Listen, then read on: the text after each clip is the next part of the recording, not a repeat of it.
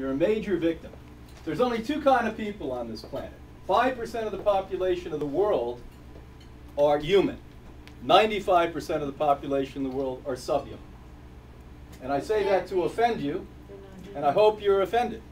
Because if you're not living fully with integrity and having infinite potential and endless capacity, you are not living at a human level.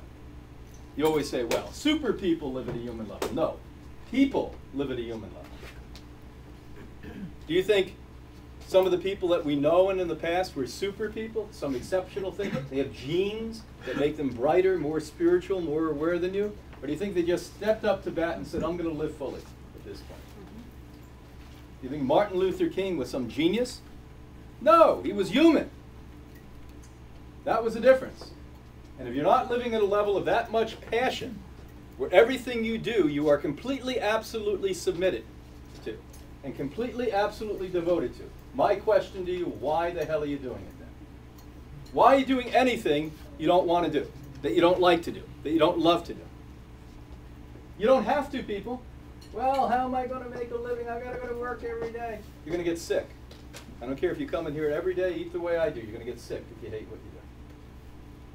And it's not all food. If you don't exercise, you're not going to get well. These damn living fooders all look like shit. They're skinny, they're weakly, they're emaciated. You see most of the living fooders, the average person will say, who the hell wants to be like them? You've got to exercise. You don't exercise, you can't be healthy. You can't be. It's not a one-ring show. It's a several-ring show. And a lot's going on. A lot's going on. And we can't just think that we have some magical way to live. We've got to live so full, so whole, so complete, and so happily that we enjoy every minute of our life so much that we do our best. Because today we need walking, talking, living examples of humanity. Not more broken people that literally flounder around and you say, see, that's what's going to happen. We all get like that. Everything's going to go downhill. Your reality is what you make it. It's not what's happening to you. Nothing ever happens to you. How many of you realize that one? I know intellectually you say this, but really things never happen to you. Every single thing that we are involved with, we are creating. Now this is hard for us to get because we were brought up with Judeo-Christian misinformation. It's not what it says, by the way. It was the interpretation by the schmoes who say they know more than you, again, who say, you're subservient, shut up, don't talk, you've got to come to me to know what this says. And the truth of the matter is, Judeo-Christian theology teaches us that we are made in the image of God. Come on, see, you're afraid to say it. God. We are made in the image of God. Now what does that literally mean to you? No idea.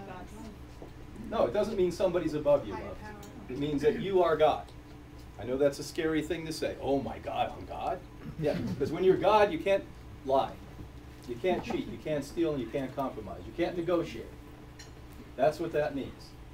That's why Buddhism's right on the button. They say, you're it. Don't blame anyone else. Don't point any fingers. Don't talk about what may happen, what should happen, how it could happen. You're the epicenter. You're the earthquake, you're the sun in the morning, you're the cloudy day, you're the rain.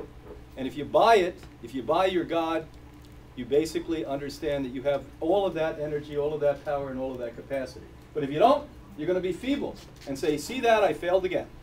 See that, I really am worthless. See that, I'm really a bad person. See that, I really deserve to get sick. Oh, my mother got sick, my aunt got sick. Last year they laid down 8,500 women, took off their breast when they didn't have breast cancer.